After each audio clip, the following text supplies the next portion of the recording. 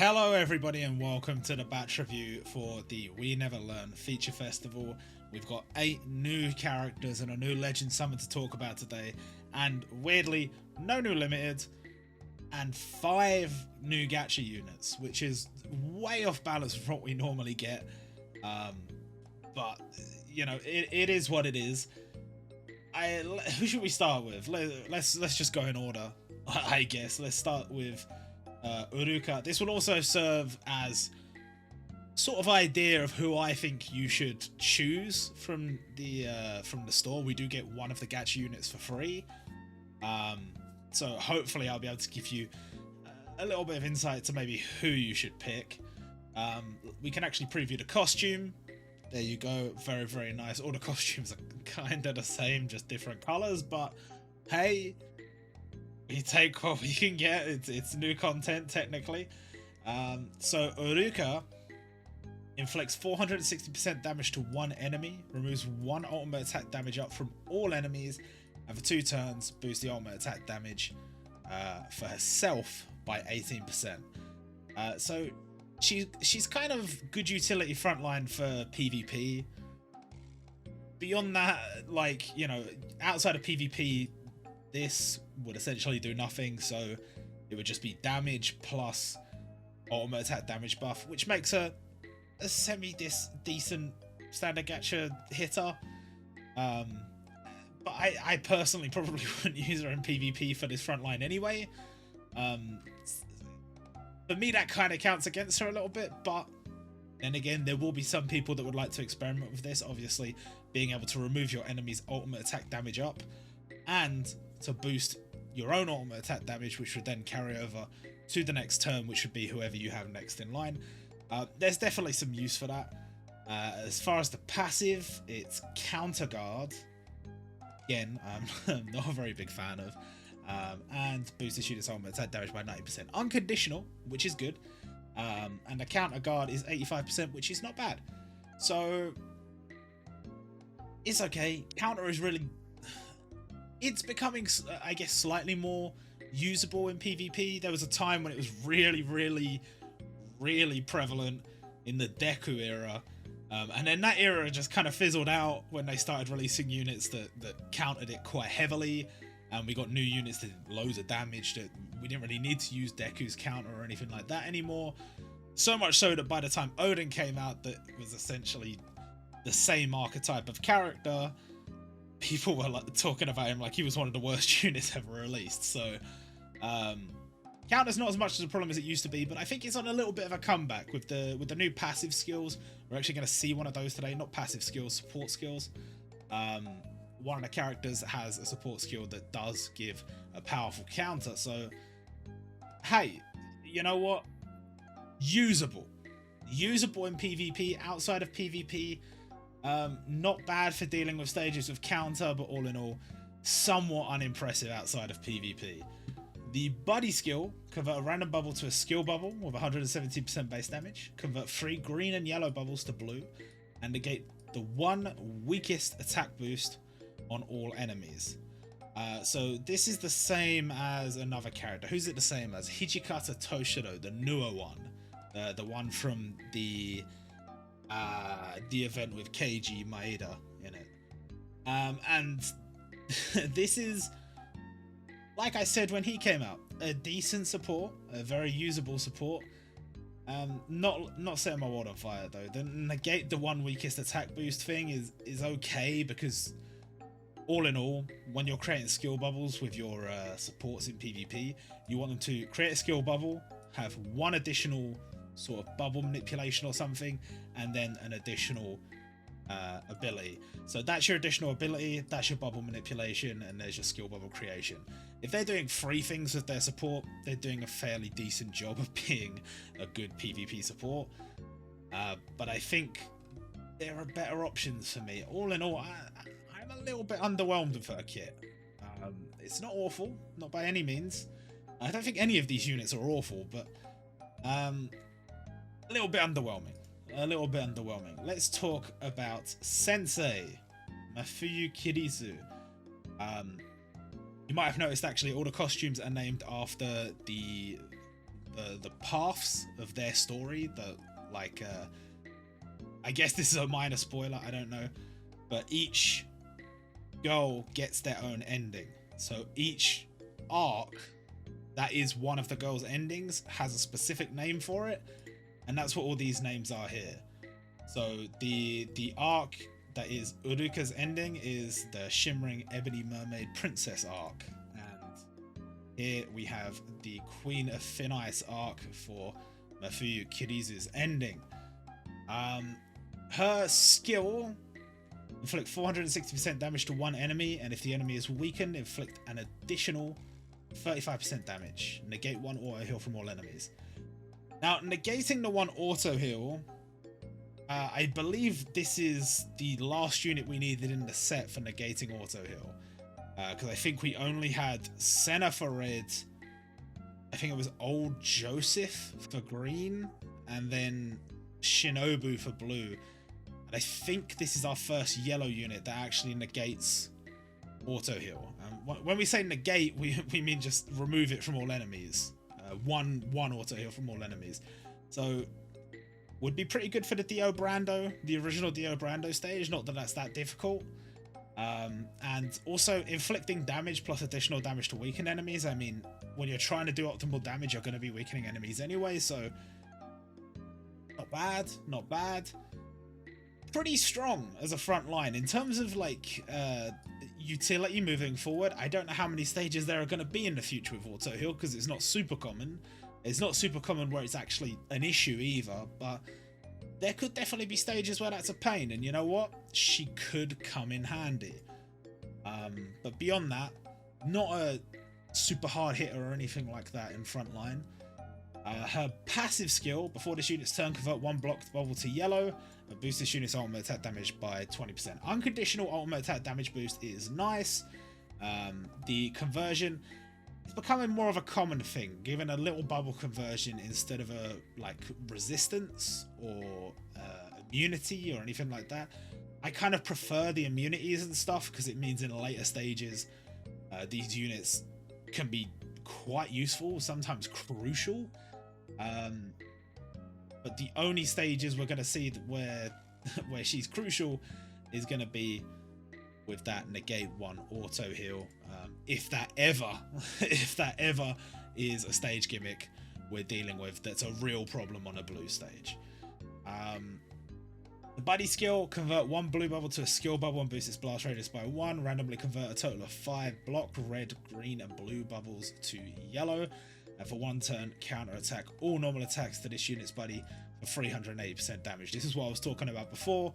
Counter making a small comeback in PvP in the form of supports like this. It's not super common for people to have these supports yet, because there aren't that many of them and are only just coming out, but it will become more prevalent in the future, and we might see counter making its comeback in PvP. We might well see that. I personally think this is a very solid PvP support, and I think the frontline utility is pretty nice, even if auto heal is not that common. I think she'll be a good one to have in your locker for any stage that does happen to have it. All in all, not bad in terms of utility. Kind of wish she had a bit more on the passive, but pretty good. I'd probably rank her slightly over Uruka, but not too high. Not too high. Next up, we have Rizu Ogata. I'm going to try, you people will know by now, there's a little bit of bias here, but we're going to try and ignore the bias. We're going to try our best. So here is her skills. Heal for 183% of this unit's recovery. For 2 turns, boost the ultimate attack damage of red team members by 15%. And for 3 turns, green bubbles have a 30% chance to spawn as rainbow bubbles, maximum of 2 per turn. It's nice to get another healer. We've got another healer for red. She also boosts ultimate attack damage, which means you're getting heals and you're getting buffs, which is pretty cool. And for 3 turns, having a go at the rainbow bubbles, greens to rainbows, maximum of 2 per turn. Maximum of 2 per turn is kind of a bit of a letdown. If it had been more like 3 or 4, that would have been quite nice. But 2, sure, 2 is fine. For 3 turns, of course, so it's alright. as far as a healer goes, pretty good, pretty good. If we're talking about being fair, the other units have a lot more use in PvP than she does, I think.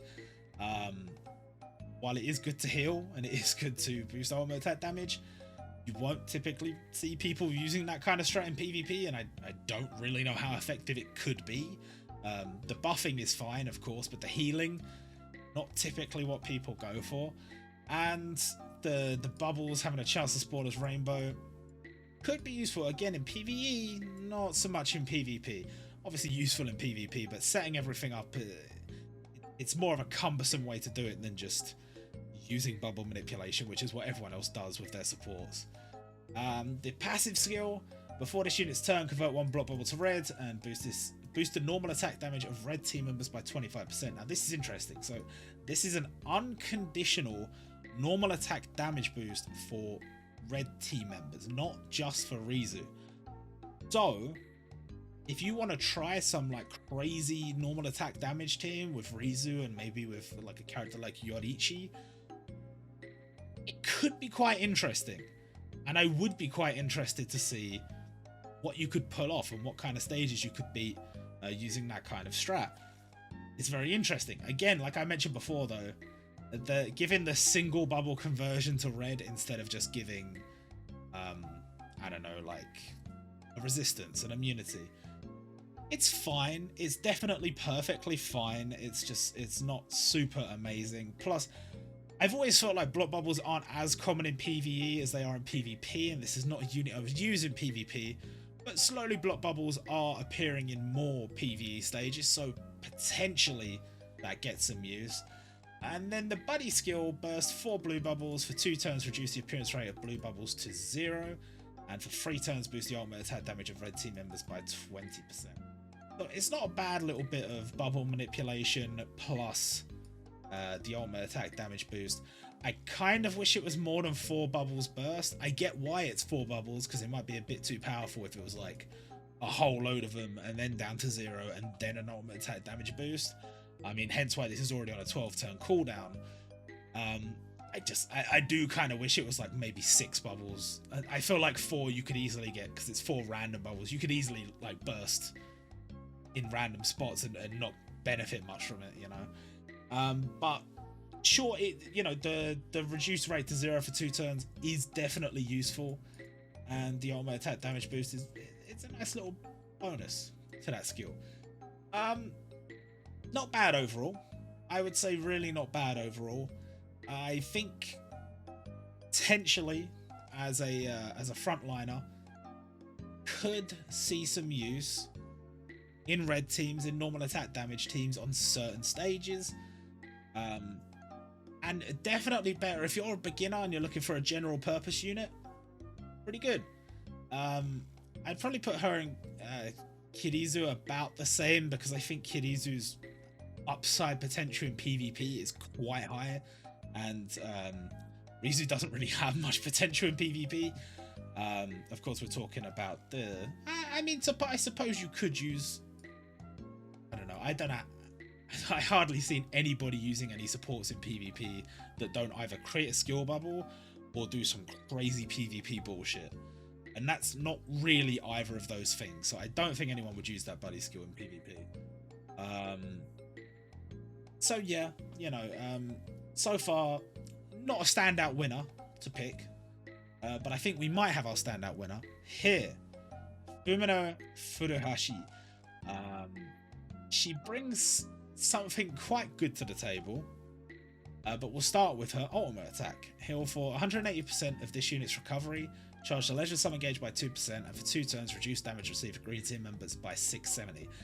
This is a very solid frontline for a healer, because a lot of the time when you're trying to beat a stage and you don't have the damage, you just don't have the damage, putting someone that buffs in probably still isn't going to give you the damage. Like if you, in the case of Rizu, she buffs the ultimate attack damage, that might push you over the edge, but it might not.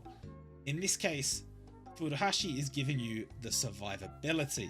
180% heal, of course. The Legend Summon gauge charge, very important. I know it's only 2%, but it does make a difference, because you will be able to use this special attack multiple times keep getting that legend summon gauge boosted each turn, and that is important, because the more times you get your legend summon gauge full, the more time you can use it. And if you're looking for a survivability strat, using Athena or using Pooh or one of the other like legend summons with healing or damage reduction is going to be key. Using that over and over again, plus with these heals, plus with this damage reduction, honestly, I think she's a really good unit, especially if you're a beginner. If you're somebody that's still early playing the game, I think she's a really solid pick. The passive skill, reduce shock damage received for this unit by 4480. Not that major. I mean, 4480 is a good amount to reduce shock by. I just don't know what stage you would use her in where that would be good, because the only stages where shock is a real issue is Freezer, and I don't think you're going to be using her for Freezer. But that could change in the future, so remains to be seen, of course. And when this unit is attacked during the following turn, boost the attack of special class team members by 19%. Again, we were talking about survivability, and if you are surviving, you are also getting that additional buff. Every time you get hit by the enemy, you get a little buff, which is nice. And maybe just keeps you in it. Maybe just keeps you in it. Just whittling away at the enemy. I mean, we had this thing in some gacha games. It's not really ever been a thing in Jumputi, I don't think, but say for example in OPTC, you'd have zombie teams where you effectively could not be killed, except for only like specific stages. They introduced gimmicks where that wasn't a thing anymore. They'd have special attacks that attacked you twice or whatever, and basically ensured you died. But on a lot of the earlier stages, you could build a team where you wouldn't die. It would just take forever because you could do such a little amount of damage. Now, I'm not saying you're going to be able to build a team where you can't die, but with Furuhashi, some of the earlier content, you're going to make yourself very hard to kill. By doing that, you'll just slowly whittle away at the enemy's health, and every time you get that little bit of buff, that's going to help just a little bit. So it's nice. I think in her case, maybe a bubble manipulation actually would have been better. Just because you're going to want to get this special off as many times as you can. Oh well. Oh well. And now let's talk about the buddy skill, and I think this is probably one of the best skills of the entire event. Convert a random bubble to a skill bubble, absorb 4 skill bubbles, and for 1 turn boost the recovery of all team members by 10%, and for 1 turn boost the ultimate attack damage of all team members by 26%. So for 1 turn, that is all team members, no restriction, and all team members again, no restriction. Again, this is just recovery, and there aren't that many units that will benefit from having their recovery boosted for 1 turn, but there are definitely some, and maybe going forward there might be more. But even if we ignore all that, this is very similar to Torpedo Girl from Bobobo, who is widely considered one of the best supports in the game, creating a skill bubble and then absorbing a number of skill bubbles. Torpedo Girl also has elemental reduction, and instead of that here we've got some buffs.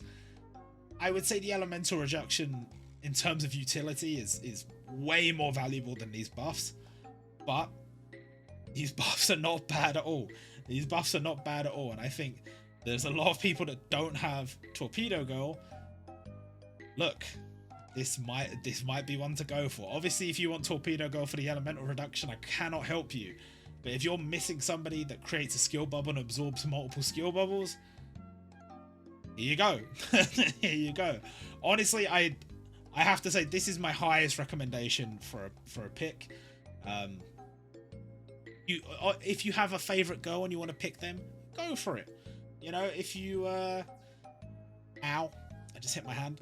If you want one of the units for one of the other upsides to their kit, then again, sure, go for that. But I think if you're a bit lost and you don't know what to pick, I think this is the one. I think this is absolutely the one that you should be picking. The final gacha unit, Sumikaminami. Let's see the costume. Yeah, let's go.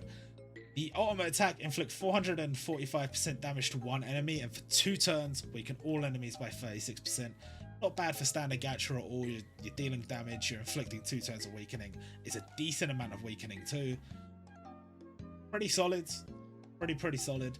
Especially if you're missing the limited weakeners. She could take their place in certain situations. The passive, before this unit's turn, convert 1 block bubble to red. We're seeing this again. It keeps coming up. It keeps appearing. And during turns 2 to 9 of the adventure, boost this unit's attack by 28%. That's a really weird restriction. I don't really understand the restriction there. Turns 2 to 9. Like, I really don't get it. Like, I feel like on a normal standard gacha unit, you could just remove that. You could just have boost the attack by 28%, and that would be fine. It wouldn't be OP or anything. But I don't get that restriction, especially if you're not giving the unit any resistances or anything like that. I'm not a fan of the passive. I'm not a fan of it. The ultimate attack's good. The ultimate attack's solid. Oh, and the buddy skill. Convert a random bubble to a skill bubble. Convert 1 blue and heart bubble to red. And for 2 turns, boost the ultimate attack damage of red team members by 27%. You get a skill bubble. You get a couple more bubbles. And you get an ultimate attack damage boost. A very solid buddy skill. All in all, quite a useful unit. Like I said before, if you don't have one of the limited weakeners, pretty good. Pretty good. And the buddy skill, pretty solid. But that passive is just weird. It's just weird. So yeah, to summarize, my top pick is Furuhashi, 100%. Obviously there are situations where you would pick any of these 4. They all have their uses in places. I can't not recommend Furuhashi. I think her kit is just the best out of the lot. For me at least, it is the best out of the lot. And let's talk about the free units as well. Of course, you can get all of these units from the events. You don't have to choose just one, unlike the gacha units. So Narayuki, who is actually not too shabby for a free-to-play unit, recover 1500 HP and for 2 turns boost the attack of yellow team members by 10%. And for 2 turns boost the ultimate attack damage of yellow team members by 12%. So heal plus 2 different boosts for 2 turns. That is really good for a free-to-play yellow leader, a 99 luck leader, you know. And the passive skill, at the end of the turn, recover 550 HP. So even more heal. And when your HP is 75% or more before this unit's turn, convert 1 block to yellow. I would have preferred something else than that again. We keep getting this, and it's not bad. Don't get me wrong, it's not bad, but like I feel like it detracts from the passive a little bit when a unit could have been way more useful if they had a resistance or something like that. So a bit of a letdown, but other than that, solid front line. Not to mention the luck skills, which will also give you an additional 200 damage reduction for yellow team members, unconditional, and 2% ultimate attack damage boost for yellow team members, unconditional. He is going to be a very good frontline free-to-play 99 luck lead for yellow teams. He just is, which is pretty good. His buddy skill for 3 turns boosts the ultimate attack damage of yellow team members by 14%. For 1 turn, reduce the number of bubbles required to create a skill bubble for tank and healer class team members by 3. It's okay. it's okay, I suppose. You're getting a buff and you're also getting bubble extension removal / bubble reduction, which is good. It's only for 1 turn, but it's fine. I'm a lot more interested in his frontline capabilities. I think he's got good frontline capabilities. The only thing I would say, as he is protagonist Kun, I kind of wish his ultimate attack gave some kind of little buff to each of the girls. It's a bit of a letdown in that regard, but other than that, pretty good. Well done, lad. Very good for a free-to-play unit. And next up, we have Sawako Sekijo. Inflict 310% damage to 1 enemy and for 3 turns reduce their attack by 6%. We've had a couple of units like this recently, and as I've said with them when they came out, can be quite good early on because these stages are quite easy to beat, and attack down can be quite effective against some of the earlier stages. But the later in the game you get, the more attack down becomes less useful. Passive skill, boost this unit's attack by 16% unconditional. This unit is immune to attack reduction. A very strong passive for a Transcendent class unit. Unconditional attack boost and an immunity. Very, very nice. And the buddy skill will convert one block bubble to a skill bubble with 130% base damage. Considering it's on a 5-turn cooldown, and there are becoming more stages with block bubbles, I could definitely see some situations where that could come in useful. But just remember that it is a block bubble and not just a random bubble, as it quite often is just a random bubble. Because if you bring it into a stage where there's no block bubbles, this will be completely useless. Luck skills. These all require your HP to be 65% or less, and you will get an ultimate attack damage boost of 13%, and then a normal attack damage boost of 10%, which is good. So wait, how much did I say? Ultimate attack damage boost of 11%. So okay, the luck skills are okay. I think the HP restriction is about right for a Transcendent class unit. I like the passive. The buddy skill could see some use, definitely could see some use, and the ultimate attack, it's okay. It's good for beginners, I think. And then finally from the units we have Mizuki, the little sister root. Let's talk about her. Inflict 365% damage based on this unit's recovery to one enemy, and for 2 turns boost this unit's recovery by 15%. So she is a hitter for a free-to-play unit, which is pretty good. Recovery based damage, which is pretty good. Guards 75% of all counter attack damage received for this unit, and boost this unit's recovery by 16%.